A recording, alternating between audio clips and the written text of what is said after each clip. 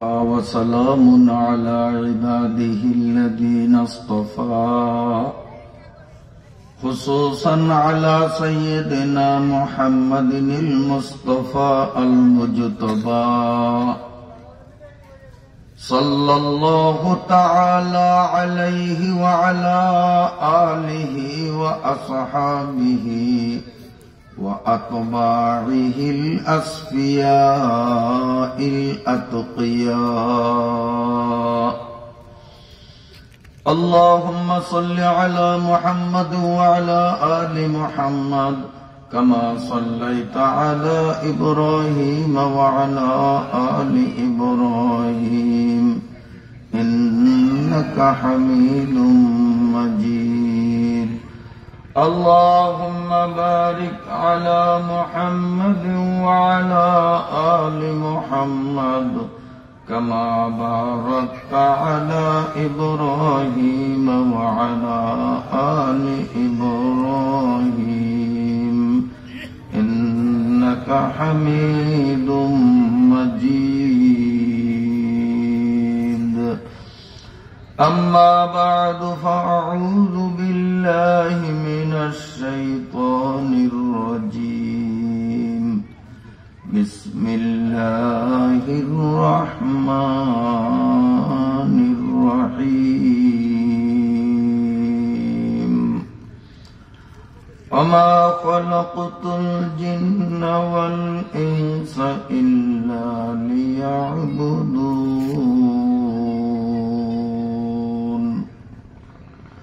وقال تعالى في آية أخرى ثم بعد ذلك لميتون ثم إنكم يوم القيامة تبعثون. صدق الله مولانا العظيم. ভোলা সদর থানাধীন ধনিয়া ইউনিয়নের গঙ্গা কীর্তি আবুরাজ মেম্বার বাড়ির দরজা জামে মসজিদের উদ্যোগে স্থানীয় মুসলমানদের দীর্ঘদিনের পরিশ্রম ও অর্থকরী ব্যয়ের মাধ্যমে 2 দিন ব্যাপী 12তম বার্ষিক ওয়াজ মাহফিলের আজ প্রথম দিন মহান আল্লাহ রাব্বুল আলামিন যাকে তৌফিক দিয়েছেন আমরা আসার মতো সুযোগ পেয়েছি।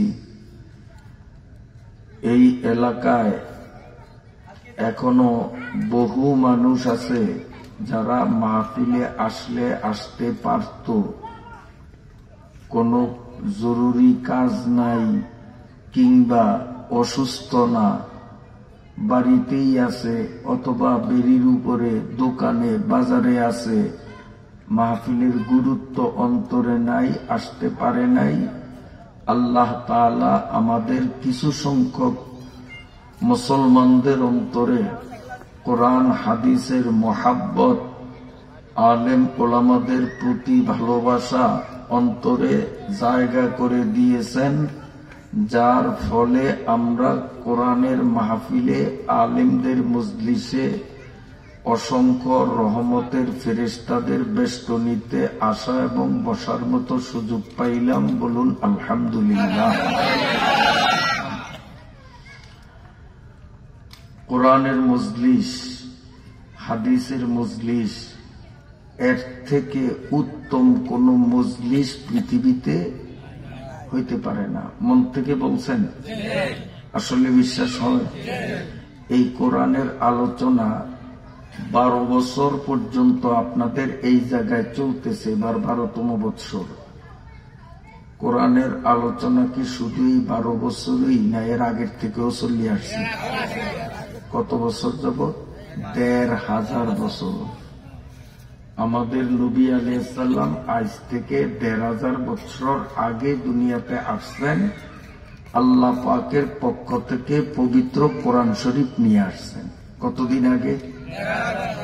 1500 বছর আগে। তো নবীজি 1500 বছর আগে কোরআন নিয়ে যখন আসছিলেন, কোন দেশে আসছেন? বাংলাদেশে। কোন দেশে?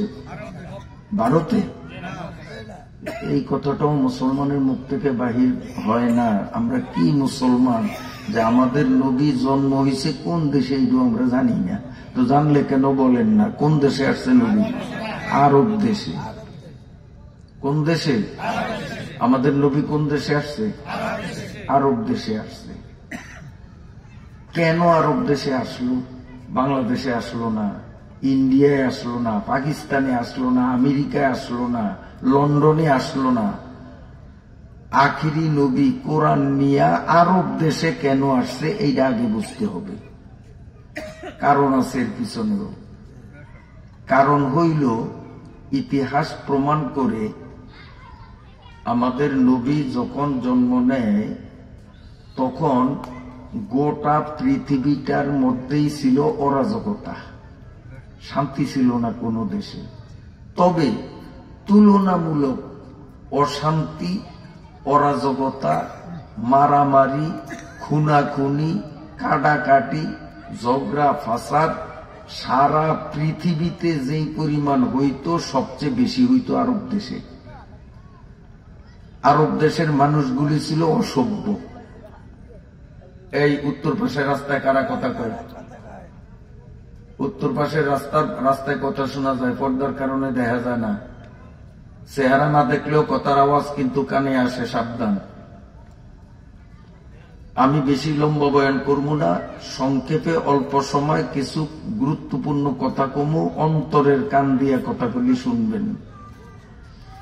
আমাদের নবী সাল্লাল্লাহু আলাইহি ওয়াসাল্লাম কোরআন নিয়ে যেই সময় আসছেন তখন সারা পৃথিবীর মধ্যে সবচেয়ে বেশি অসভ্য মানুষ ছিল আরব দেশের মানুষ। ইতিহাস প্রমাণ করে সামান্য কারণে দিনের বেলায় মানুষ খুন করত। মানুষ খুন করাটা একটা মামুলি ব্যাপার ছিল। আল্লাহ তাআলা নবীকে ওই দেশে পাঠাইছেন কেন? সবচেয়ে বেশি অসভ্য জাতিগুলাকে পৃথিবীর সবচেয়ে উন্নত মানের 1 নম্বর সভ্য জাতি যদি বানানো যায় তো দেখা দেখি নরম অসভ্যগুলো সহজে সভ্য হবে। শক্ত অসভ্য যদি কোরআনের ছোঁয়ায় সভ্য হয় তো অল্প অসভ্য যেগুলি সেগুলি সহজে সভ্য হইব না। এই জন্য আল্লাহ আরব দেশে নবীরে পাঠাইছে, কারণ আরবের মানুষ বেশি অসভ্য আছে। কেমন অসভ্য? আল্লাহ রে, আমাদের নবীর দাঁত ভাঙ্গে নাই আরবের মানুষের, আমাদের নবীর মাথা ফাটায় নাই, আমাদের নবীর গায়ে পাথর মারিয়া শরীর থেকে রক্ত ঝরায় নাই। কত বড় অসভ্য হইলে এরকম কাম করতে পারে? কিন্তু এই অসভ্য মানুষগুলোর মধ্যে যাদের কপাল ভালা, কোরআনের ছোঁয়ায় আসছে, কোরআন শুনছে, কোরআন মানছে, সেই মানুষগুলো দুনিয়াতে থাকিয়া মরার আগেই জান্নাতের সার্টিফিকেট পাইয়া গেছে। আল্লাহ তাআলা তাহাদের প্রশংসা করিয়া কোরআন শরীফের 30 নম্বর পারার ভিতরে ঘোষণা করছেন রাদিয়াল্লাহু আনহুম ওয়া রাদু আনহু, যে আরবের অসভ্য এই মানুষগুলি এখন আর অসভ্য না, এগুলি আমার প্রিয় মানুষ, আমি ওদের উপরে সন্তুষ্ট, ওরাও আমার উপর সন্তুষ্ট। তাহলে অসভ্য মানুষ সভ্য হয় কিসের দ্বারা? এখনো বুঝাইতাম পারি না। কিসের দ্বারা? আরবের অসভ্য মানুষগুলি সভ্য হইল কিসের দ্বারা? হযরতে ওমর নাম শুনছেননি আপনারা? সাংঘাতিক উগ্র মেজাজের ছিল, পৃথিবীর মধ্যে সবচেয়ে বড় অসভ্য, সবচেয়ে বড় নোংরা চরিত্র, সবচেয়ে বড় মারকসা, সন্ত্রাসী হযরত ওমর ছিলেন। ওমরের মতো এত বড় সন্ত্রাসী, এত বড় গুন্ডা গোটা পৃথিবীতে ছিল না। সেই ওমর রাদিয়াল্লাহু তাআলা আনহু যখন রাসূলের মুখ থেকে কোরআন শুনছে, কোরআন অনুযায়ী কাম করছে, আল্লাহ তাআলা গোটা পৃথিবীর সমস্ত মানুষের মধ্যে ওমরের দাম বাড়াইয়া দিয়েছে। কেমন দাম বাড়াইছে? আল্লাহর পাকের নবী বলেন, লাউকানা নবিয়ান বাদি লাকানা ওমর। আল্লাহর নবী বলেন, আমি তো শেষ নবী, আমার পরে যদি পৃথিবীতে আর কোন নবী আসার সম্ভাবনা থাকতো তাহলে আমার পরে নবী হওয়ার যোগ্যতা ছিল ওমরের। মানে একজন নবীর মধ্যে যেই ক্যাপাসিটি, যেই যোগ্যতা থাকার 16 আনাই ওমরের মধ্যে আসছে। কিসের বরকতে? জোরে কোন না, কোরআনের বরকতে। কোরআন শুনছে, মানছে। রসুলের বাড়ি আর আবু জেহেলের বাড়ি বেশি দূরে না। আমি নিজে দিক গিয়েছি, আমি গিয়েছি, নিজের চোখে দেখা, শোনা কথা না। রসুলের বাড়ি আর আবু জেহেলের বাড়িটা বেশি দূরে না, ধারে, একবারে ধারে। রসুল ঘরে বসিয়া কোরআন শরীফ যখন পড়তেন, আবু জাহেল তার ঘরে থাকিয়া রসুলের কোরআন শুনতো। তাহলে বাড়ি বেশি দূরে না ধারে? ধারে। ওমরে রসুলের থেকে কোরআনের তেলাওয়াত যেই পরিমাণ শুনছে তার চেয়ে লাখো গুণ বেশি শুনছে আবু জেহেলে। কারণ ওমরের বাড়ি ছিল দূরে, আবু জেহেলের বাড়ি ছিল কাছে। আবু জেহেলও কোরআন শুনছে, তার দাম বাড়ছে না কমছে? বাড়ছে না কমছে? কমছে। সে চির জাহান্নামী, চিরকালের জন্য দোজখী।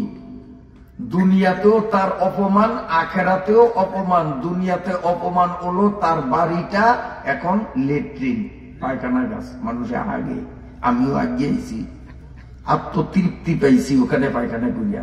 খুব জীবনে যত পায়খানা করছি অত মজা পাই নাই, স্বাদ পাই নাই। আবু জেহেলের তালুয়ায় আগিয়া যেই মজা পাইছি, বলেন আলহামদুলিল্লাহ। আমি দোয়া করি আল্লাহ যেন আপনাদেরও তৌফিক দেয়। গিয়া যদি ওর তালুয়াটাতে একটু আঁকতে পারেন, তখন দেখবেন যে ভিতরে কত আনন্দ লাগে। তুই আমার নবীরে জ্বালাইছস, তোর লাগুর পাই নাই, এখন তোর বাড়িটার উপর একটু আগলাম, আত্মায় শান্তি আসে। আবু জেহেলের দাম বাড়ছে না কমছে? কেন কমছে? সে কোরআন শোনে না, শুনছে, মানে নাই। তো নবীজির আমলে মানুষগুলো ছিল কয় দল দেখেন, আমি বলতেছি। একদল যারা কোরআন শুনছেও মানছেও, আরেক দল কোরআন শুনেই নাই, কানে আঙ্গুল দিত। নবীজি যখন কোরআন পড়তো কানে আঙ্গুল দিত, আর দাঁড়ে থাকতো না, দূরে যেত। যেমন আজকে এখানে মাহফিল, এই মাহফিলের থেকে 3-4 রাত দূরে বাড়ি, এইরকম মানুষ মাহফিলে নাই, আছে না নাই? নামে মিশা কথা কই। এই মাহফিলের স্টেজ থেকে 8-10 হাত দূরে বাড়ি, কিন্তু সেই মানুষটারে এখন মাহফিলে দেখা যায় না। সে দূরে গেছে গিয়া, হয়তো এতনারাত গেছে, আর নসাদ সেও কোরআনাত গেছে, আর নয়তো বলা গেছে, আর নয়তো তেমাতাত বইয়া দিছে মাহফিল আইনে, অথচ বাড়ি দাঁড়ে। আবার এইখানে বেদুরিয়ার থেকেও লোক আসছে। বেদুরিয়া দাঁড়ে না দূরে? আমাদের এখান থেকে বেদুরিয়া দাঁড়ে না দূরে? কইবেন যে হুজুর প্রমাণ যদি চাইতে চান, তা আমি এখন ওই যে দরিয়া দেখাও দিচ্ছে একজনে, আমি প্রমাণ দরিয়া দেখাই দিতে পারি। আমি দেখানোর আগে একজনে দেখাইছি। তো বেদুরিয়ার থেকে ওয়াজ শোনার জন্য এখানে আসছে কত মাইল দূর, আর এইখান থেকে 10 হাত দূরে বাড়ি, কপাল পোড়া বাইতো দূরে সরিয়া গেছে। তাহলে নবীজির আমলেও একদল মানুষ আছে যারা কোরআন নবীজির মুখ থেকে শুনছে, মানছে, আর একদল শুনতো না। নবী যখনই কোরআন পড়ার আয়োজন করত তখন দূরে সরিয়া যাইত। এই এলাকার লোকগুলি কোন ক্লাসের, আপনারা ক্লাস ঠিক করিয়েন, আমি ক্লাস ঠিক করুম না, আমি খালি ভাগ করিয়া দেব। যদি এলাকার লোকগুলো কোরআন শোনার জন্য আসতো, এইরকম 10টা মাঠ দরকার আছে। কারণ বাড়িঘর তো একবারে কম না, গিজি গিজি বাড়ি, গিজি বাড়ি, একটার হোকার মধ্যে আরেকটা। এই বাড়ির সাথে ওই বাড়ি মাঝখানে ফাঁক নাই। এই এলাকার মতো ঘনবসতি আমাদের বলাই খুব কম। সেই হিসাবে এখানে লোক দরকার ছিল আজকে অন্তত 1 লক্ষ। সেই তুলনায় যা বলতেও আমার লজ্জা লাগে। কিন্তু এলাকার যারা বসবাস করে ওনাদের আমার মনে হয় লজ্জার ল নাই, শরম নাই, হায়া নাই, আকল নাই, জ্ঞান নাই, বুদ্ধি নাই। যদি আকল, জ্ঞান, বুদ্ধি, শরম, লজ্জা থাকতো তাহলে আর মাহফিলের দিন মাহফিল ছাড়িয়া দূরে চলিয়া যাইতে পারতো না। এতে বোঝা যায় তাদের আকলেরও অভাব, জ্ঞানেরও অভাব, লজ্জা শরমেরও অভাব, এগুলি বেশরমা। আমার কথাটা একটু কড়া হয়ে গেছে। তো কাফেরদের মধ্যে একদল আছিল, নবীজি যখন কোরআনের আয়োজন করতেন তো ওরা দূরে সরিয়া যেত, দূরে সরিয়া যেত। তো দূরে সরিয়া যাওয়া, মাহফিলে না আসা, এটা ভালো লক্ষণ না খারাপ লক্ষণ? এই কামটা করছিল কারা? কাফেরেরা না মুসলমানেরা? আবু বকরে দূরে সরছে, ওমরে দূরে সরছে, বেলালে দূরে সরছে, ওরে দূরত সরছে কাফের বেঈমান যারা ইসলামের দুশ্মন, কোরআনের দুশ্মন, আল্লাহর দুশ্মন, নবীর দুশ্মন, তারা দূরে গেছে। তো গঙ্গা কীর্তির মানুষগুলোর কাছে আমার প্রশ্ন, আপনারা কি আল্লাহর দুশ্মন? তাহলে ডাইরেক্ট ঘোষণা দেন যে আমরা আল্লাহ মানি না। আপনারা কি রসুলের দুশ্মন? তো ডাইরেক্ট ঘোষণা দেন যে আমরা গঙ্গা কীর্তির মানুষ রসুলরে মানি না। আপনারা কি কোরআনের দুশ্মন? তো ডাইরেক্ট কেন ঘোষণা দেন না, স্লোগান দেন না যে আমরা কোরআনের দুশ্মন? বলেন, কাম তো করিয়া দেখাইলেন কোরআনের দুশ্মন, আল্লাহর দুশ্মন, রসুলের দুশ্মন, ইসলামের দুশ্মন, কাজে প্রমাণ করলেন। তো মুখে কেন বলতে লজ্জা লাগে? মুখেও বলেন যে আমরা আল্লাহ মানি না। নাউজুবিল্লাহ কইবেন না?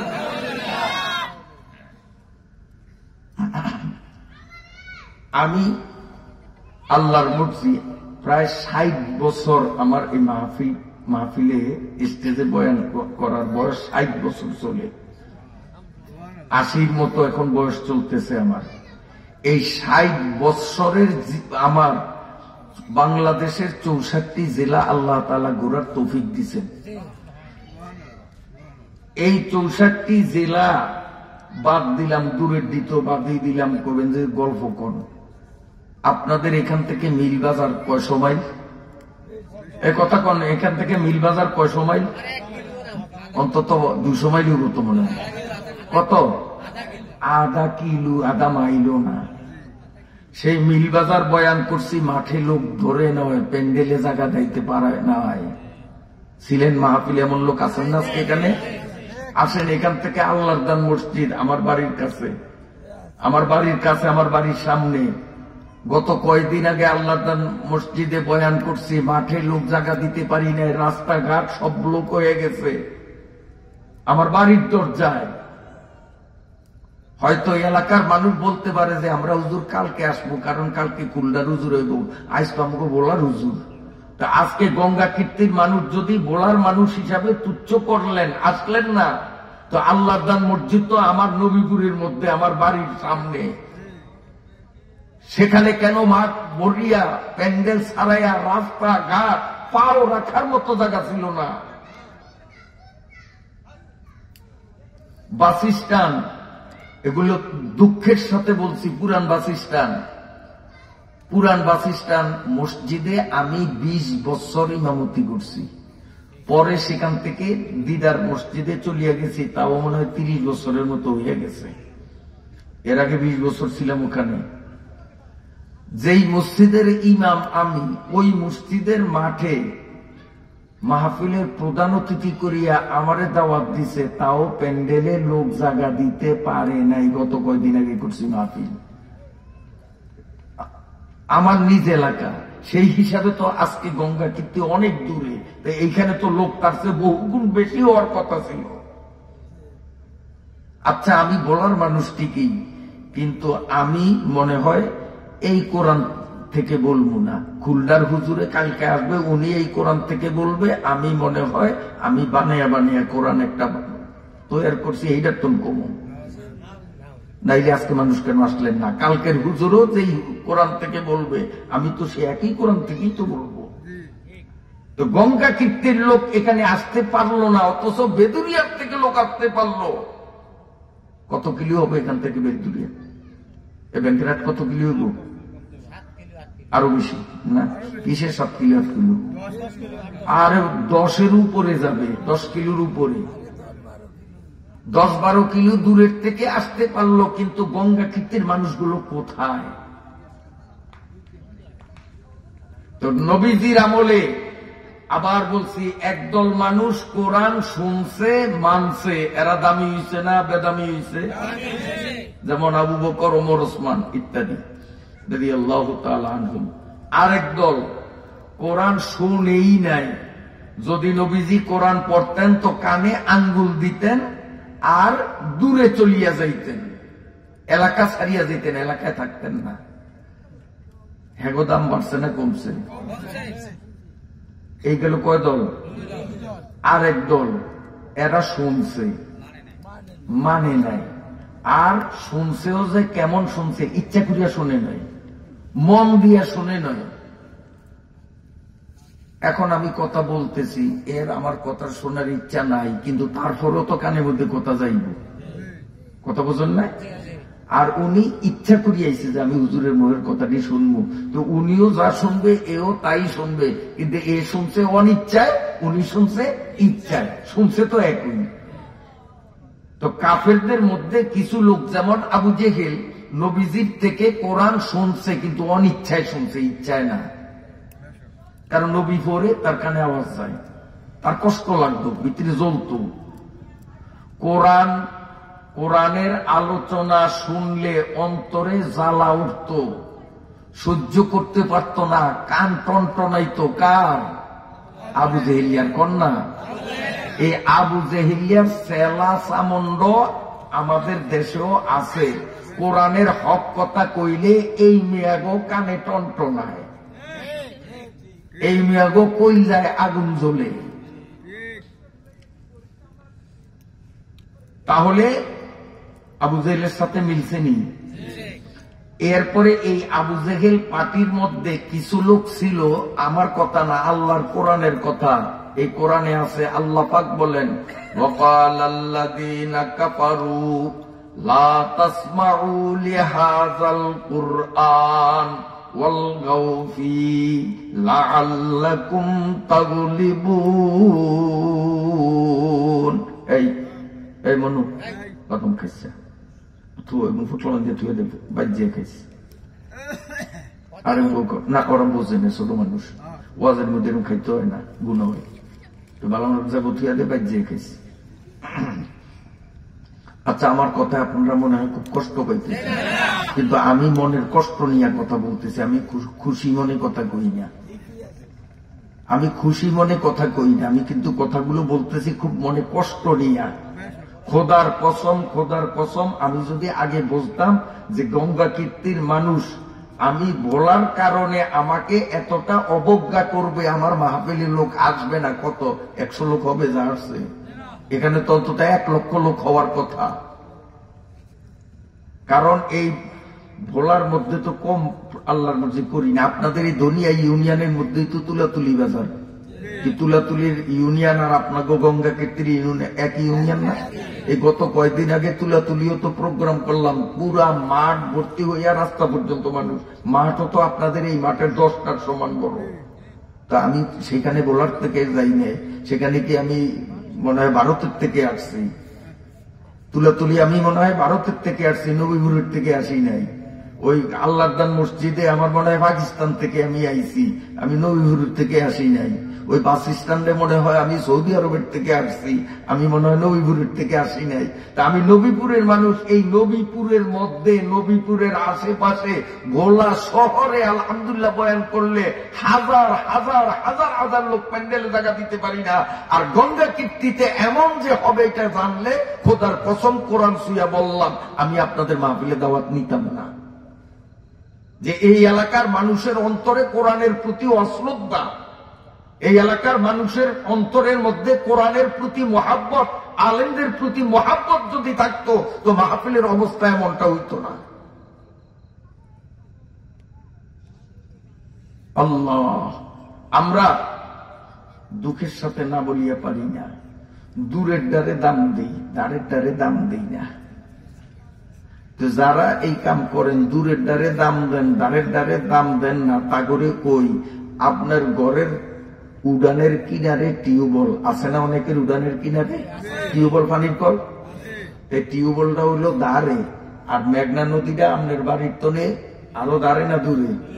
তো যারা দূরের দ্বারে পছন্দ করেন, দ্বারের দ্বারে পছন্দ করেন না, আল্লাহর কোরআন দরিয়া কিরা দিলাম, টিউবওয়েল আপনার ঘরের দ্বারে, টিউবওয়েলের পানি খোদার কসম দিয়ে কইলাম খাইয়েন না, ওই দূরেরটা খাইয়েন, মেঘনার পানি এনে খাইয়েন। খাইলিতে ভাত রানবেন, সালন রানবেন, খাইবেন মেঘনার পানি, টিউবওয়েলের পানি খাইয়েন না, কারণ ওটা বাড়ির দ্বারে। আমি নবীপুরি বাড়ির দ্বারের, কারণ গঙ্গা কীর্তি আর নবীপুর পাশাপাশি, রাস্তার এই ফিট আর ওই ফিট। আমি বাড়ির দ্বারের কারণে মাহফিলে আসলেন না, তো আপনি টিউবওয়েলের পানিও খাওয়া আপনার জন্য বৈধ হবে না, কারণ টিউবওয়েল আপনার বাড়ির দ্বারের, আপনি মেঘনার পানি খাইয়েন। ধারেরটা কেন খাইবেন? আশ্চর্যের ব্যাপার। তা আমি যে আয়াত পড়ছি, এই যে 3 দল, রসুলের আমলে মানুষ 3 দল। এক দল, আবার বলি আপনাদের বোঝার জন্য, শুনছে মানছে, আর এক দল শুনতো না, এলাকা ছাড়িয়া দূরে চলিয়া যাইত, আর আরেক দল শুনতো, অনিচ্ছায় শুনতো, আর শয়তানি করিয়া গ্যাঞ্জাম বাড়াইয়া দিত, যাতে নবীজি কোরআনের ওয়াজ করতে না পারে, ওয়াজটাকে বন্ধ করার জন্য ষড়যন্ত্র করত। ডাইরেক্ট কোরআনের আয়াত, আল্লাহ বলেন ওয়াকাল আল্লাযীনা কাফারু লা তাসমাউ লিহাযাল কোরআন, এখানে কোরআনের মাহফিল চলতে দেব না। এই কথা বলছে আবু জেহেল। আবু জেহেলের দলীয় লোক যারা কাফের বেঈমান চির দুজকি, এই মানুষগুলো বলছে এখানে কোরআনের মাহফিল হইতে দেব না। ঠিক এই আবু জেহেলের প্রেতাত্মা, এই আবু জেহেলের চেলা চামন্ড গুলো কিয়ামত পর্যন্ত পৃথিবীতে থাকবে।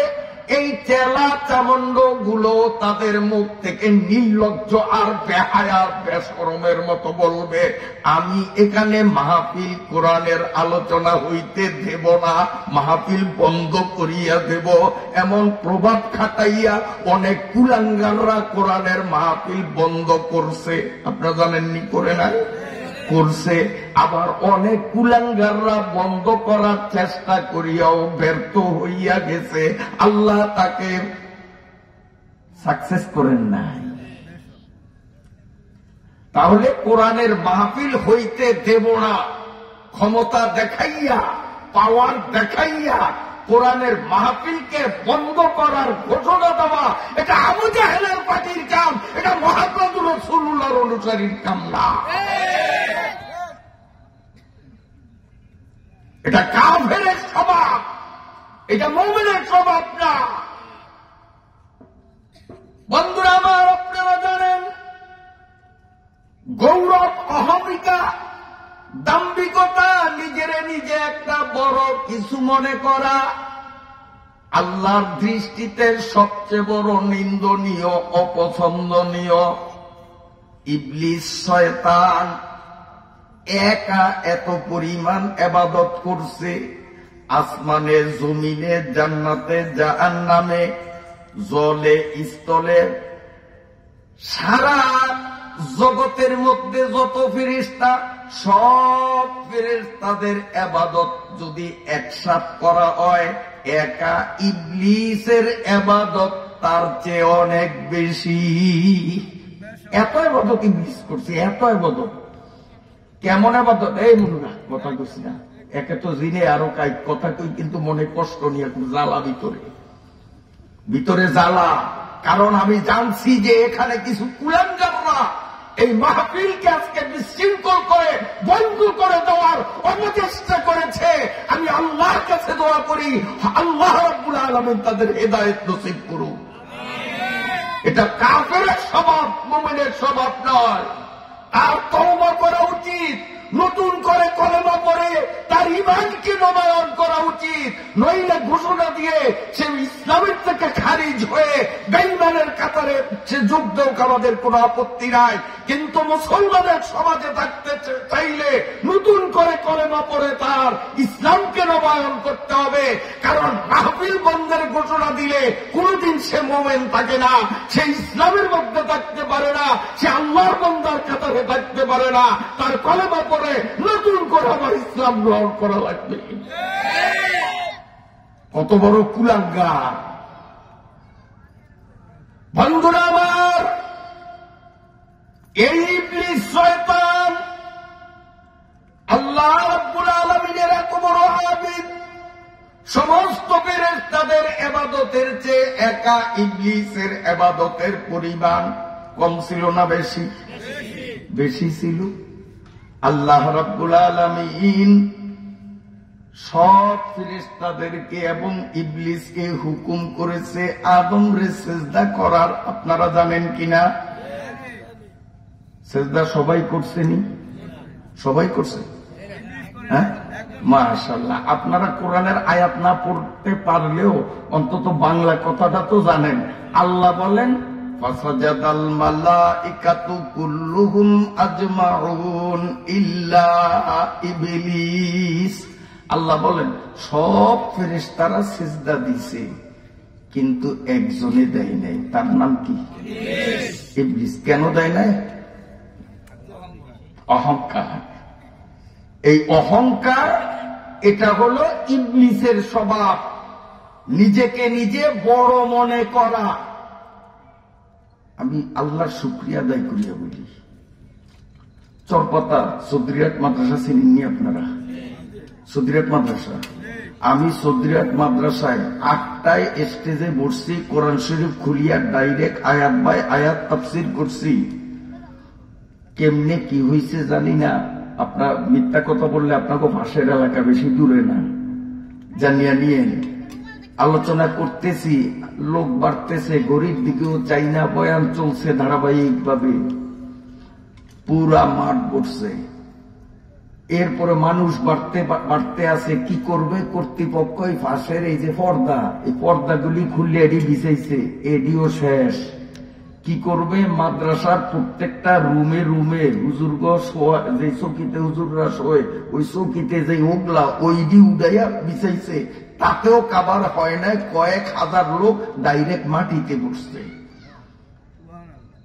চৌধুরীহাট মাদ্রাসায় 8টায় বয়ান শুরু করছি, হঠাৎ পিছন থেকে একজনে আমারে কয়, হুজুর 1:35 বাজে। গড়ি চাইয়া দেখি সত্যি 1:35। সাথে সাথে আল্লাহুম্মা আমিন মুনাজাত দিয়া বিদায় হয়েছি। আমি তো সেই বলার মানুষ, আমি তো চৌধুরীহাট তোর সেই ইয়ার থেকে আসি নাই, ঢাকার থেকে আসি নাই। আমার বাড়ির থেকে চৌধুরীহাট মাদ্রাসা দূরত্ব আর আপনাদের এখানকার দূরত্ব তেমন একটা বেশি ব্যবধান না, 19-20। সেই মাদ্রাসায় এই গত 2-3 বছর আগের ঘটনা, আমারে দাওয়াত দিছে। পোস্টারে আমার নাম নাই, খুব খেয়ালে শুনবেন। সেই পোস্টারে আমার নাম প্রধান অতিথির জায়গা তো নাই, বিশেষ অতিথির জায়গা তো নাই, বড় কলম দিয়া তো একেবারে সিয়ন করিয়া ছোট করিয়া, টোটালে আমার নাম ওই পোস্টারে নাই। মাইকিং করছে গ্রামে, সেখানেও আমার নাম মাইকিংও করে নাই, পোস্টারেও নাম নাই, মাইকিংও করে নাই। আমি পোস্টার তাদের দেখছি কেমনে চান্দা উড়াইতে আমার বাড়িতে আসছে। তোমরা কোন মাদ্রাসার মাহফিলের চান্দা উঠাও? হুজুর চরপাতা চৌধুরীহাট মাদ্রাসা। আমি বাসায় ছিলাম, তো দেখি তোমাকে বক্তা কারা? হুজুর আপনার এদিন দাওয়াত না থাকলে আপনি যাইয়েন। তা আমি বলি আমার কোয়া লাগে না, আমার যদি দাওয়াত না থাকে, ধারে কাছে কোনো ভালো মাহফিল হয়, বক্তা যদি ভালো আলেম হয়, তা আমি ওয়াজ শুনতে যাই, শুধু ওয়াজ করি না। তো দেখি তবু বক্তা কারা, কারণ আমার তো মনে জানা আছে, লিফলেটের মধ্যে তো আমার নাম আছে, কারণ আমার দাওয়াত দিছে। ছায়া ওরা লিফলেট সবটা পড়লাম, লিফলেটে আমার নাম নাই। আমি বললাম বড় পোস্টার আছে নি? হুজুর আছে। দেখি খুলছে একটা বড় পোস্টার, খুলছে, ছায়া দেখলাম লিফলেটও যেরকম, বড় পোস্টারও ওরকম, আমার নাম নাই। আমি তো পারতাম ঘরে যাইয়ে ডাইরেক্ট ওই প্রোগ্রামটা কাটিয়া দেওয়া, যে আমি চরপাতা মাদ্রাসায় আমি স্টেজে বসলে যেই লোক জমা হয়, মাদ্রাসার জন্মের পর থেকে সারা বাংলাদেশ থেকে যত ছোট বড় মাঝারি যত আলেম আছে, কোন আলেমের মাহফিলে এত লোক জমে না। আর সেই মানুষটার নাম পোস্টারে নাই, লিফলেটে নাই, মাইকি নাই। তারপরে আমি 500 টাকা চান্দা দিছি, ছাত্রগাতে 500 টাকা। পোলা পাইনে মনে করছে লাগে যেন ওরা জান্নাতের তো মরছে। যে আমারে যে দাওয়াত দিছে আমার দাওয়াত এইটা ফলাইনে জানে না। আমি বলি ঠিক আছে মনু, তোরা যখন দাওয়াত দিস যাইতে আমি যাবো তোকে মাহফিলে। চান্দাও দিছি 500 টাকা। ওরা খুব খুশি, মনে করছে তো হুজুর দিলিকে 50 টাকা বা 20 টাকা দিব। 500 টাকার নোট, একটা তাজা একটা নোট দিলাম। ফলাইন খুব খুশি। তারপরে ঠিক তারিখ মতো এই মাহফিলে গেলাম। যাওয়ার পরে স্টেজে উঠলাম, বয়ানও করলাম। আর সেদিনকার বয়ানটা ছিল, তখনকার সময়টা ছিল ওই ইসরায়েলের সাথে হামাসের সাথে যুদ্ধ লাগছে। আমি সেই যুদ্ধটার বিষয় কেন্দ্রিক খুব তাত্ত্বিক আলোচনা করেছি। আলহামদুলিল্লাহ সেদিন যদি কেউ সেই মাহফিলে যায় থাকেন, কারণ সৌদিরাট বেশি দূরের না, তা আপনারা দেখছেন মাঠের কি অবস্থা ছিল। পুরা মাঠে পাও রাখার জায়গা বাকি ছিল না। তা আমি তাদের প্রধান অতিথি। আমার নাম শুনলে সেখানে পিঁপড়ার মতো মানুষ আসে। সেই মানুষটার নাম পোস্টারে নাই, লিফলেটে নাই। আমি যদি অমানুষ হইতাম, ইবলিসের কাতারে হইতাম, তো ডায়েরি থেকে তাদের প্রোগ্রাম কাটিয়ে দিতাম যে আমারে দাওয়াত দিছে, আমার নাম পোস্টারে নাই, তোদের মাহফিলের লাত্তি মারলাম, আমি যাব না। কিন্তু এই মাহফিল ওয়াজ এগুলাকে আমরা দুনিয়ার পেশা মনে করি না, আখিরাতের উদ্দেশ্যে করি। কাজী পোস্টারের নাম দেখ আর না দেখ, আমার এতটুকু বিশ্বাস আছে আমারে যখন দাওয়াত দিছে গেলে অবশ্যই আমার স্টেজে নেবে। আর যদি নাও নেয়, অন্য আলেমরা ওয়াজ করে, তো আমি ওয়াজ শুনবো, অসুবিধা কি? আমার ডায়েরিতে যেহেতু প্রোগ্রাম ওনারা দাওয়াত দিচ্ছেন মোবাইলের মাধ্যমে, আমি যাব।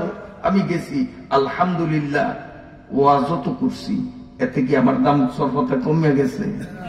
আর আমি যে যদি সেইখানে বলতাম উঠেই, আমারে আপনার মাদ্রাসাওয়ালারা দাওয়াত দিছে, আমার নাম কেন পোস্টারে দেয় নাই, তাহলে আমি ওখানে এমন ফসন ফসতাম যে ইসা মাছ ফসলেও খাওয়া যায়, শাক দিয়া পাক করিয়া রান্না করিয়া খাওয়া যায়। আমার দাম ফসা ইসা মাছের মতো হইতো না। এরকম দামের পাগল কিছু মানুষ আছে না নাই? এগুলি দিচ্ছে খাওয়াতো ভাই। এগুলি সমাজ থেকে এদেরকে বয়কট করা উচিত। এরকম পদের লোভ, নামের লোভ যার মধ্যে আছে, সে যেই হোক না কেন, যত বড় প্রভাবশালী হোক না কেন, তাদের কপালে লাথি মেরে সমাজ থেকে তাদেরকে আউট করে দেওয়া উচিত। এরা সমাজে থাকার অধিকার হারিয়ে ফেলেছে। কারণ ইবলিসি খাসলাত, আমার নাম নাই কেন? তুমি কে? তুমি কে? ইবলিসের থেকে বড়? যে ইবলিস সমস্ত ফেরেশতাদের ইবাদতের চেয়েও বেশি ইবাদত একা করেছে, শুধু গৌরবের কারণে, আমিত্বের কারণে। আল্লাহ বললেন তোর উপরে লানত, কিয়ামত পর্যন্ত লানত, চিরকালের জন্য তোর উপরে লানত। আমি আল্লাহ তোরে আমার দরবার থেকে আউট করে দিলাম।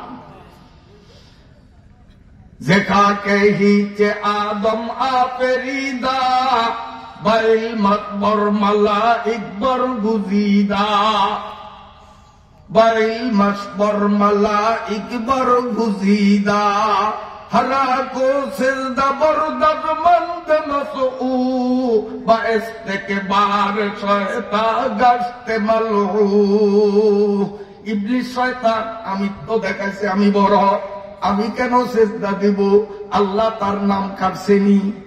তা আমিও বলছি যদি আমাদের সমাজে এইরকম ইবলিস মার্কা কেউ থাকে, তাদেরকেও বাদ দিতে হবে। আল্লাহ যেমন ইবলিসের বাদ দিছে, কারণ ওটা ইবলিসের খালতো ভাই। বন্ধুরা আমার, ভালো করে শুনেন, হযরতে মূসা আলাইহিস সালাম তুর পাহাড়ে আল্লাহর সাথে কথা বলার জন্য রওনা দিলেন। মাঝখানে এক মুরব্বীর সাথে দেখা, মাথায় পাগড়ি, লম্বা দাড়ি, বিশাল জুব্বা, হাতে তসবিহ। মূসা আলাইহিস সালাম কাজে আমার ভাগ্যটা বালা, পথের মধ্যে একজন ওলি আল্লাহ পাইছি। ওলি আল্লাহ দেখলে আপনার কাছে ভালো লাগে না? চরমনের হুজুরের দেখলে মনটা ভালো লাগে না? কাকরাইলের মুরব্বী জুবাইর সাহেব হুজুরের চেহারা যদি দেখি ভালো লাগে না? জৈনপুরের হুজুর করে দেখলে ভালো লাগে না? এটা ইমানের লক্ষণ, বলেন আলহামদুলিল্লাহ। আলেম ওলামা দেখলে অন্তরে খুশি হওয়া, এটা কি ইমানের লক্ষণ? ইমানের লক্ষণ। তো মূসা আলাইহিস সালাম উনি তো আল্লাহর নবী, পাক্কা ইমানদার না? উনি দূর থেকে এরকম একজন বুজুর্গ মানুষের দেখিয়া ভিতরে ভিতরে খুব খুশি। মন কথা বুঝ না, একত্রে জুনে আরো যদি কাইত। শোনো, আলহামদুলিল্লাহ কিছু লোক এখন আসছে, কিছু লোক এখন আসছে, আরো আসবে। আশা করি ইনশাআল্লাহ ময়দান কানায় কানায় ভরবে ইনশাআল্লাহ, আল্লাহ যদি কবুল করে। আর যদি আবু জেহেলের কাতারেই আল্লাহ রাখিয়া দেয় তো আসবে না, তাতে আমার দুঃখেরও কিচ্ছু নাই। তবে আশা করি আল্লাহ আবু বকর উমরের দলেই গঙ্গা কেট্টির মানুষে মনে হয় কবুল করবে, কারণ বসছিলাম শূন্য, এখন আলহামদুলিল্লাহ মাঠের বারোয়ারি ভরিয়া গেছে। বলেন আলহামদুলিল্লাহ। বারোয়ারি ভরছে, সাইরানি ভরতে আমার মনে হয় আর বেশি সময় লাগবে না, আল্লাহ কবুল করুক। এখন লোক বাড়ছে, আমার কাছে মোটামুটি বেলা লাগে, এখনো পুরাপুরি বেলা লাগে না। আপনারও কাছে খারাপ লাগে? যে মানুষ বাড়িয়া গেলে তো ওয়াজ ভাগে কম পাবো, কাজে আর কেউ না আইক। হ্যাঁ, মানুষ বেশি এলে ওয়াজ ভাগে কম পাইবেন। হ্যাঁ, তো মানুষ বাড়ছে, আপনার কাছে কেমন লাগছে? আমার কাছে ভালো লাগছে। আপনাদের কাছে কেমন লাগছে? বলেন আলহামদুলিল্লাহ। বাকি যারা আসেন আল্লাহ অতি তাড়াতাড়িও তাদেরকে আসার তৌফিক দান করুক। বেগুনে কয় না, বুড়িয়ারা কয়, জোয়ানরা কয় না। তবে জোয়ানরা যদি আসতে কস তো ভবিষ্যৎ অন্ধকার, ভবিষ্যৎ অন্ধর কপালে বহু জুটবো না। তার কারণ তুই অনমরার মতো কবি আমিন, তো ফাঁসে মুরব্বী তো দাদা কবু কি পরে বিয়ে করা দেব না, ওর তাও বল নাই, ওই বউর খোরাক দিতে পারবো না, কারণ আমি নাচতে কয় আমি কন্যা বল নাই। এককারে কিন্তু কপালো হাল খাওয়াবি। আমি নাচতে কবি জীবনে বাসর ঘরে যাইতে পারবি না, বিয়া চোখে দেখবি না, খুব এটা বউর মন গাইতে পারবো না। এই জন্য আমি জোরে কবি, যাতে দাদা চিন্তা করে যে না রে আমার নাতির গাও বল আছে, আমি তাড়াতাড়ি চিন্তা করি আমার পাঠান দরকার লাগে, আমার তো হলে বিয়ে হইব তাড়াতাড়ি ইনশাআল্লাহ। আল্লাহ যুবকদেরকে কবুল করুক, চিল্লে বলো আমি। বন্ধুরা আমার ভালো করিয়া শুনেন, মুসা আলাইহিস সালাম আল্লাহর সাথে কথা বলার জন্য তুর পাহাড়ের দিকে রওনা দিয়েছেন। পথে দেখা হইছে কার সাথে? গুন্ডার সাথে, মুস্তানের লগে কয় না, কার লগে? কার লগে? এক দরবেশের লগে। এই যে কি বুঝাইলাম, একজন হুজুর, মাথায় পাগড়ি, কালবরা দাড়ি, লম্বা জুব্বা, হাতে তসবিহ। মুসা আলাইহিস সালামের কলিজাটা বড় হয়েছে যে একজন বুজুর্গ মানুষ আমি পাইছি। মুসা আলাইহিস সালাম দাঁড়ে গেছেন, দাঁড়ে গিয়েই যখনই দাঁড়ে গেছেন ওই মুরব্বী দরবেশ সাহেব উঠিয়েই কয়, আপনি আল্লাহর নবী মুসা আলাইহিস সালাম না? তো জি জি। আপনি এখন তুর পাহাড়ে আল্লাহর সাথে কথা বলতে যান? কয় জি। তো মুসা আলাইহিস সালাম চিন্তা করলেন, আল্লাহ রে, আল্লাহ কত বড় ওলি, আমি আওয়ানের আগেই আল্লাহ ওনারে আমার পরিচয়টা দিয়ে দিছে, তাহলে এইটা ছোট মোটো ওলি না, নাইলে আমার নাম ঠিকানা ঠিক মতো কেমনে কইল? কেউ আসছে যে ব্যাপার না, আমার নাম ঠিকানা এতে কইতে পারছে, এতে কত বড় কামেল ওলি রে, আল্লাহ এতে সব জানিয়ে দিছে। মুসা আলাইহিস সালামের কলজাটা আরো বড় হয়েছে, আমি একজন ভালো বুজুর্গ মানুষ পাইছি, ওনার সোহবতে একটু বসি। এই জন্য মুসা নবী একজন ভালো মানুষ পাইয়া উনি একের মাটির মধ্যে বইয়া পড়ছে, কারণ আল্লাহর ওলি, আলেম, ওলামা, দিনদার, ইমানদার, পরেজগার, মোত্তাকি, এদের সোহবতে বসা, এর মধ্যে বরকত আছে। এর মধ্যে কি আছে? মুসা আলাইহিস সালাম বরকত নেওয়ার জন্য বসছে। বসার পরেই কয়, আপনি তো আমারে চিনছেন, আমার নাম ঠিকানা কইছেন হুজুর, পিসা হুজুর, আমি তো আপনার জীবনে দেখি নাই, চিনি নাই, বেয়াদবি মাফ করি আপনার পরিচয়টাকে একটু দিবেন? মুসা নবী জিজ্ঞাসা। তখন ওই পিসাপে পরিচয় দেয়, কয় আই এম মিস্টার ইবলিস। আমি ইবলিস, আমি ইবলিস। তো তুই ইবলিস, সুরত তোর এরকম? এইটা তো আমি বেশ ধরছি। এটা কি? এই মসজিদে জুতা চুরি হয়নি? হ্যাঁ, আচ্ছা। তো মসজিদে যে জুতা চুরি করে যদি কোনো মতে ধরা খায়, ধরা না খাইলে তো কইতে পারলাম না যে কে নিছে, যদি জুতা চোর কোনো পদে ধরা পড়ে তো দেখবেন হেয়ার মাথা তো টুপি আছে, গাও পাঞ্জাবি আছে, মানে মুসল্লি বেশ ধরছে। মুসল্লিয়ে জোতা চুরি করে নয়, বরং জোতা চোরে মুসল্লির বেশ ধরছে। কেন বোঝে যে জোতা এনে চুরি করতে হইলে প্যান্ট শার্ট পরিয়া গেলে ধরা খামু, আডুয়া কিল মাফ হইব না, কাজে মুসল্লির বেশ ধরতে হইব। এই জন্য সে টুপি লইয়া পাঞ্জাবি পরিয়া পায়জামা পরিয়া মুসল্লির বেশ ধরিয়া মসজিদে যায়, বেগুনে সেজদাত গেলে এতে চায় সামের জোতা কোনটা দামি হইব ওইটা বকুল তলে লই আসতে পাইবে। মুসল্লির বেশ ধরছে। তা আমাদের দেশেও এরকম মুসল্লির বেশ ধরিয়া কিছু মানুষ নতুন শয়তানি কাম শুরু করছে। চিনেননি? এগরে কয় হাতাহাতি, আতাহাতি বাটি। আমরা চিনেন না মনে হয়? আতাহাতি বাটি চিনেন না? ওই ঈদগাহ মসজিদে যেটি থাকে এটি আর কি। সারা জীবন শয়তানের বন্ধ দাঁড়া দিছে, হ্যাঁ, আকাম কুকাম সব করছে, চিল্লা তিনটা দিয়া বিশাল পাগড়ি মাথার পেঁচাই এত তসবি লইয়া এখন হুজুরকে বেশ ধরিয়া এরা টঙ্গীর ময়দানে আলেমদের মাথা ফাটাইছে, 4 জন মানুষকে একবারে ঢা মাদার করিয়া পালাইছে, হাজার হাজার তালিব ইলমদেরকে তারা পঙ্গু বানিয়ে হাসপাতালে পাঠাইছে। এরা আলেমের ভেষ ধরছে, এরা মুসলমানের ভেষ ধরছে। আসলে এরা প্রকৃত মুসলমান না, এরা প্রকৃত মুসলমান না। আমরা বাংলাদেশ সরকারের কাছে জোরালো দাবি রাখবো, ওই বদমাইশ বেয়াদব উচ্ছৃঙ্খল খুনিদেরকে টঙ্গীর ময়দান যেন ব্যবহার করার সুযোগ দেওয়া না হয়। বাংলাদেশের শান্তিপ্রিয় তৌহিদি জনতার পক্ষ থেকে আমরা ইউনূস সরকারের কাছে দাবি রাখবো, ওই ভেষধারী আতাহাতিদেরকে খুনিদেরকে টঙ্গীর ময়দানে ইজতেমা করার সুযোগ দিবেন না। ওটা ইজতেমার নামে নব্য শয়তানি। বন্ধুরা আমার, মুসা আলাইহিস সালাম যখন জিজ্ঞেস করলেন, জনাব আপনার পরিচয়টাকে একটু দিবেন? আমি ইবলিস। কত ইবলিসের আবার শুরুতে রঙ্কা, আমি এটা বেশ ধরছি, আমি এটা বেশ ধরছি। এখন তো মুসা আলাইহিস সালামের মনটা খারাপ, হায় হায় কি ভাবছিলাম আর এখন কি বুঝলাম। মুসা আলাইহিস সালামকে তোর দ্বারা আর থাকবই না, উঠতে আটা আরম্ভ করছে।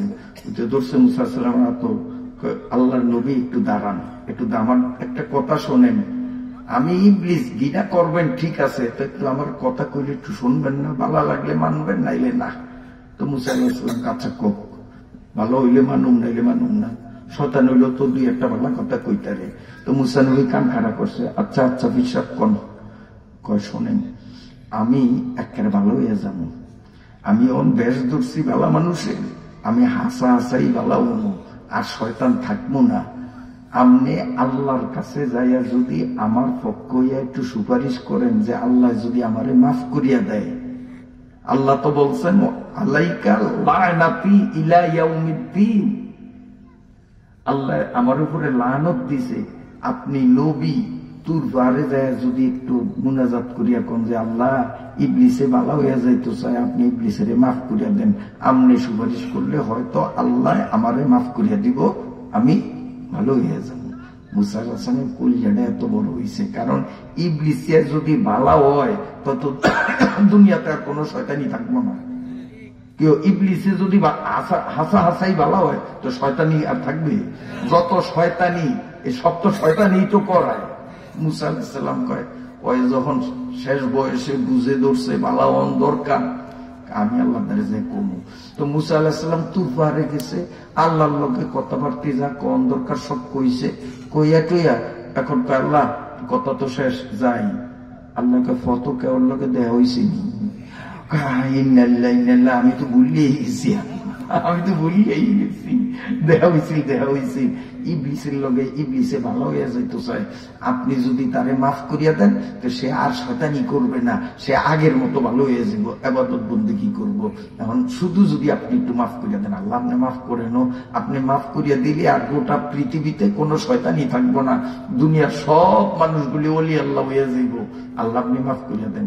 আল্লাহ কয়, মুসা তুমি যাও, যাইয়া ইবলিসে কইবা এক শর্তে আমি ওরে মাফ করিয়া দিব, যদি একটা শর্ত মানে আমি মাফ করিয়া দিব।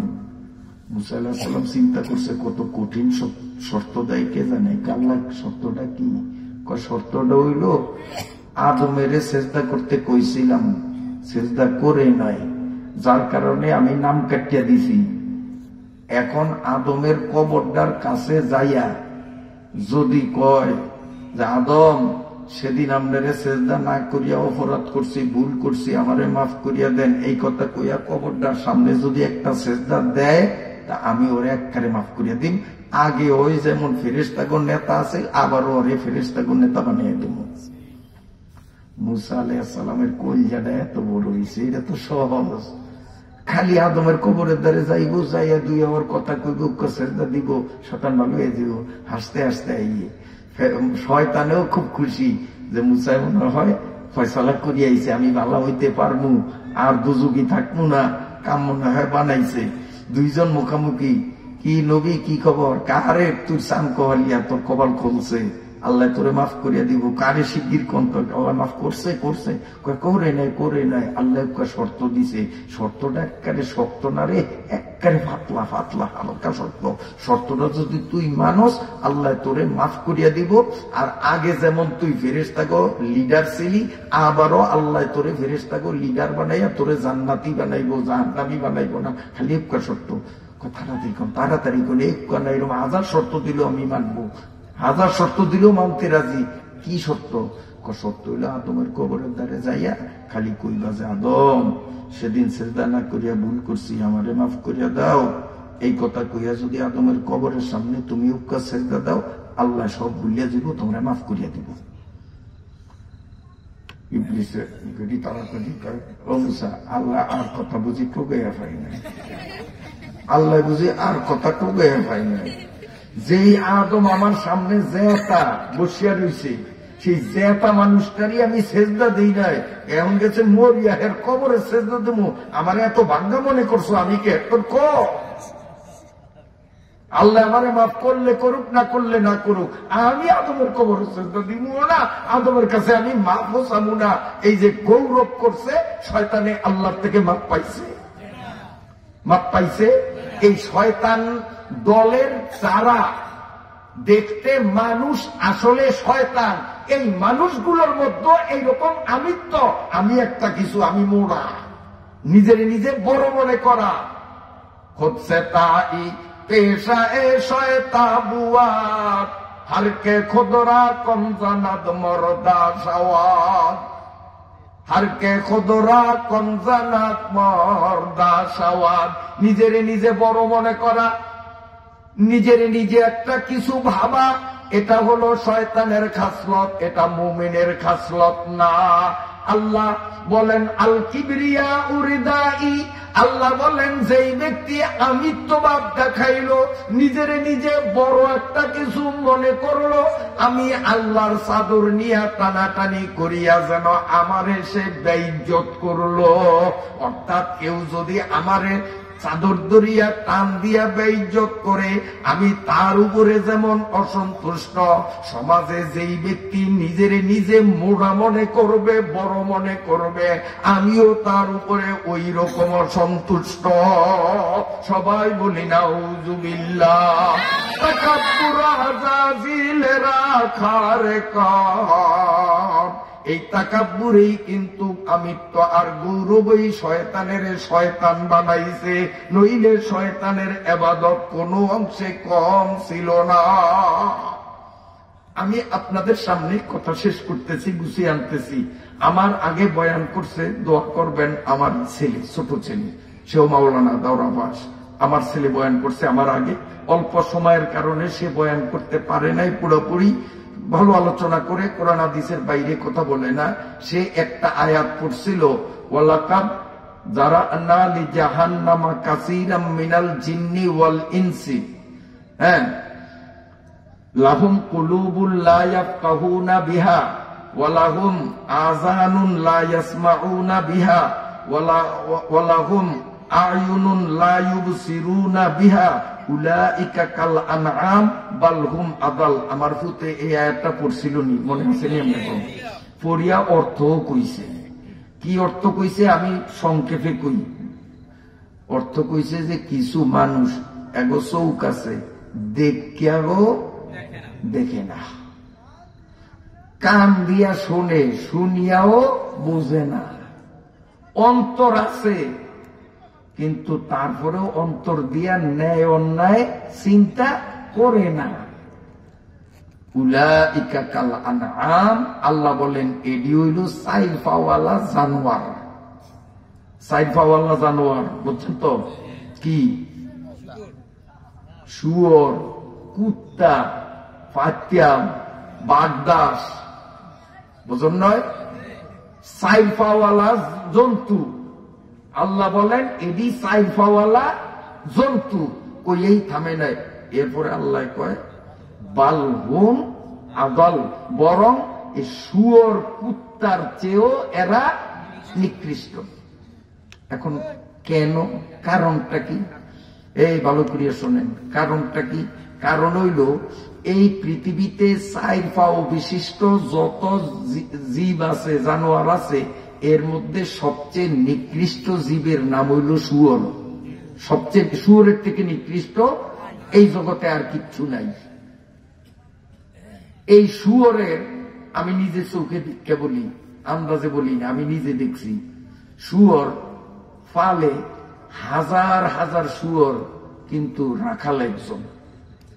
রাখাল একজন, শতে শতে হাজারে হাজারে এদিকে ঘাস খাওয়ায়, বাগনে একবারে ছাড়িয়া দেয়, কিন্তু রাখাল একজন। কিন্তু আশ্চর্যের ব্যাপার আমার চোখে দেখা, বিকালবেলা যখন বাড়ির দিকে যাইব, এখন রওনা দিব, তখন ওই রাখালে একটা আওয়াজ দেয়, আমার শব্দটা মনে নেই, কি যেন একটা শব্দ কয়। যেমন আমাদের যারা আলস হয়, এরা ডাইন ডাইন ডাইন ডাইন বাউ বাউ বাউ, গরুর এরকম কয় না, তখন গরু বুঝে যে আমার এমিল মরাইতে হইব, অমিল মরাইতে হইব, হ্যাঁ, হাইট হাইট হাইট হাইট। তো গরু বুঝে যে আমি যেমনি আডি এমনি আটলে খুশি না, আমার আরো জোরে আডন লাগবো, এরকম আওয়াজ দেয় না? তো ওই যারা শুয়োর ফালে, ওরাও এরকম বিকাল বেলা একটা আওয়াজ দেয়, আমার শব্দটা মনে নেই, ভুলে গেছি, অনেকদিন আগে দেখছি। তো জোর একটা ডাক দেয়, ডাক দিলেই তখন ওই শুয়োর এটি যে ঘাস খাইতেছে, ব্যক্তিরে কল্লা উস্কায়, যে আওয়াজটা কে দিল, কি আমাগো রাখালে দিল না অন্য কেউ দিল? তো রাখালে আবার একটা আওয়াজ দেয়, বোলান দেয়, বোলান দিলে ব্যক্তিনে বোঝে যে না, আমাগরে যায় পালে সে ডাকতে আছে। খাওয়া বন্ধ করিয়া দিয়া দলে দলে দলে দলে সবদি কি হাঁটতে আছে, ওনার কাছে জমা হয়। একের আপনারা আমার সামনে যেভাবে জমা হয়েছিল সব জমা হয়। জমা হওয়ার পরে ওই লোকটা সামনে সামনে আগে, শুয়োরগুলি পিছনে পিছনে আগে, তিন রাস্তার মুখে যায়। উনি যদি এই রাস্তা দিয়া যায়, তো শুয়োরও কিন্তু এর পিছে পিছে ওই রাস্তায় যায়, এদিক সেদিক যায় না। এটা আমার নিজের চোখে দেখছি। যার কারণে শুয়োরের মধ্যে এই সৎ স্বভাব, ভালো খাসলত থাকার কারণে একা একজন মানুষ 10,000 শুয়োর ফালতেও কষ্ট হয় না। কারণ শুয়োরে বুঝে যে এটা আমার মালিক, মালিকের হুকুম পালন লাগবো। মালিকে যখন ডাইন দিকে যাইতে আছে, আমার ডাইন দিকেই যাইতে হইব। মালিকে যখন খারুইছে চা খাইব দোয়ানের সামনে, তখন মালিকের থুইয়া উড়িনে আড়ে না, মালিকে চা খায় উড়ি খারে এটাই।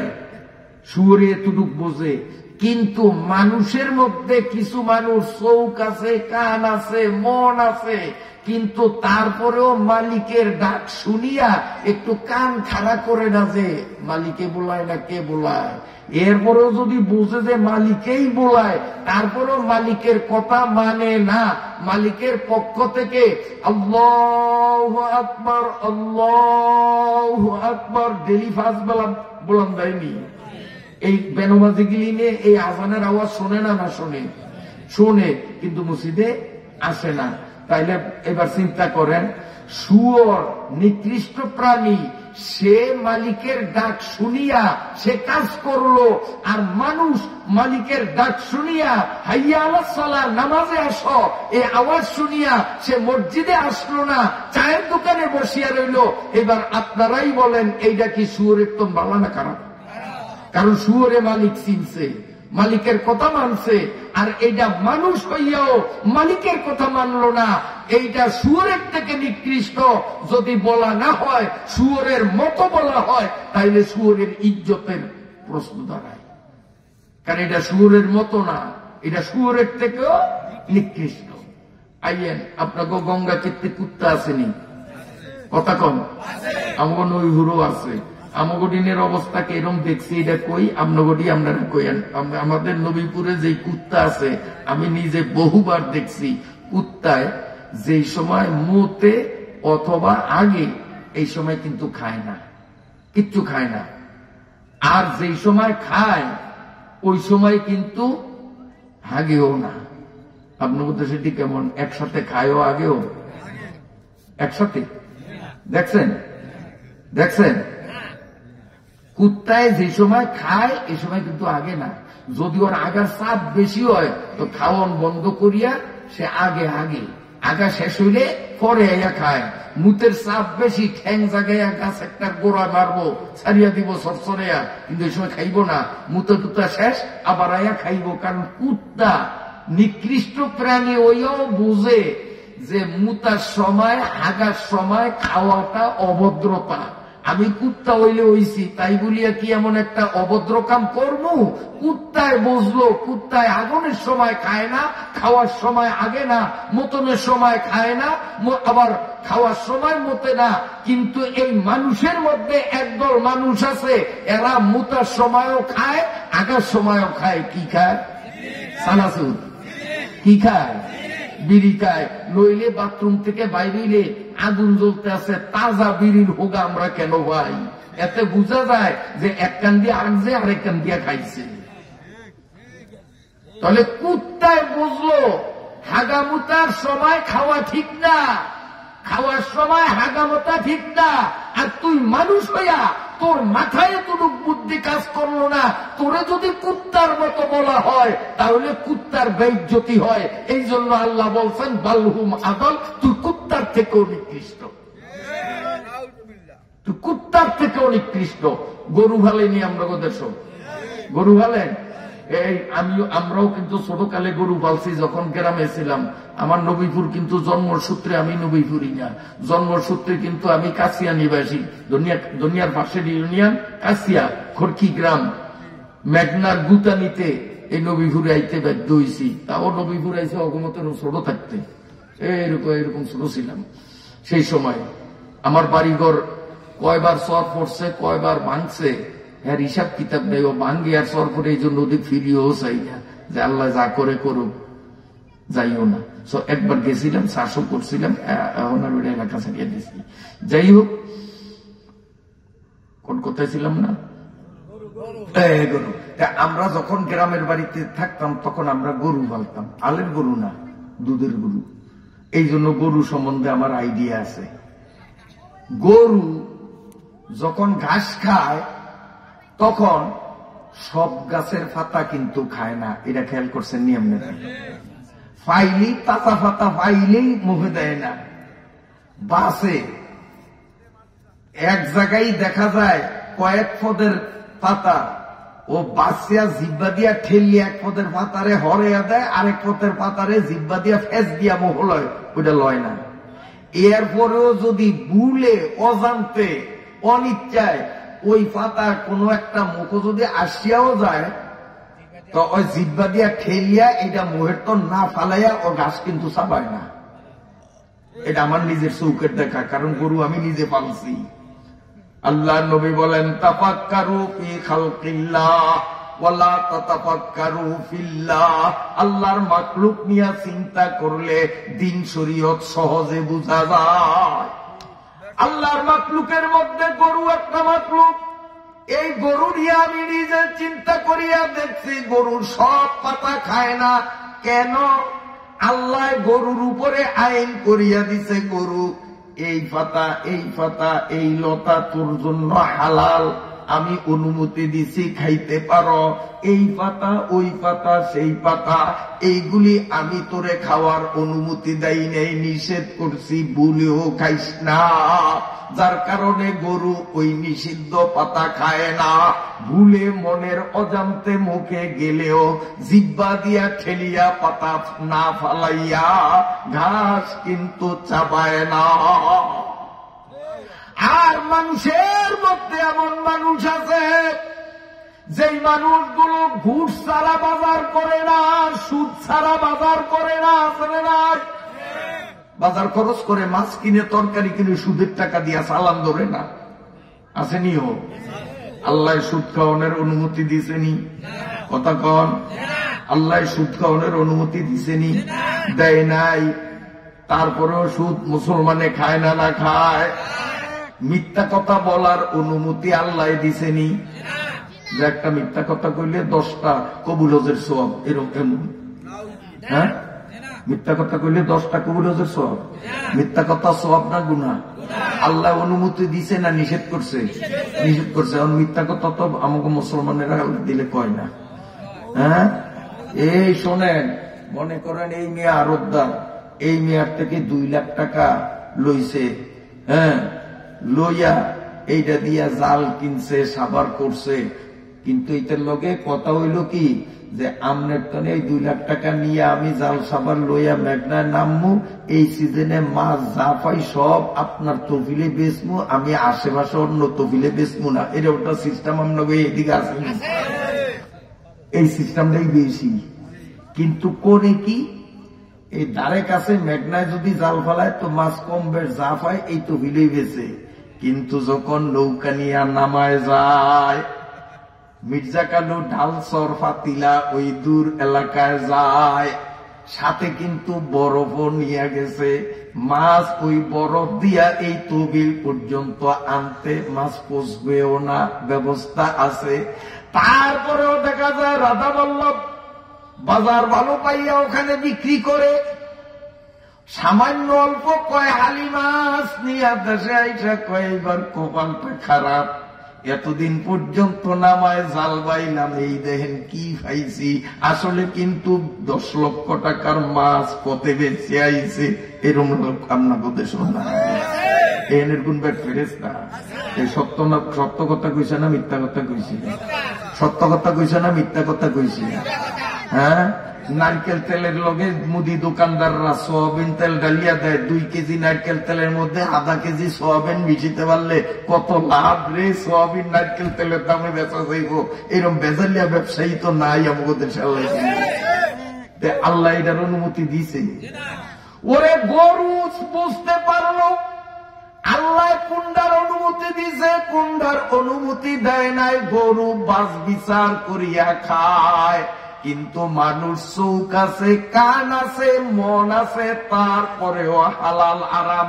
আল্লাহ কোনটার অনুমতি দিছে, কোনটার অনুমতি দেয় নয় চিন্তাও করে না। আল্লাহ বলেন এই মানুষগুলোরে উলাইকা কাল আনআম, চতুষ্পদ জন্তুর মতো যদি বলি, গরুর মতো বলি, গরুর ইজ্জত নষ্ট হইয়া যায়। এই জন্য আমি আল্লাহ ঘোষণা দিলাম বালহুম আদাল, এইগুলি গরুর থেকেও নিকৃষ্ট।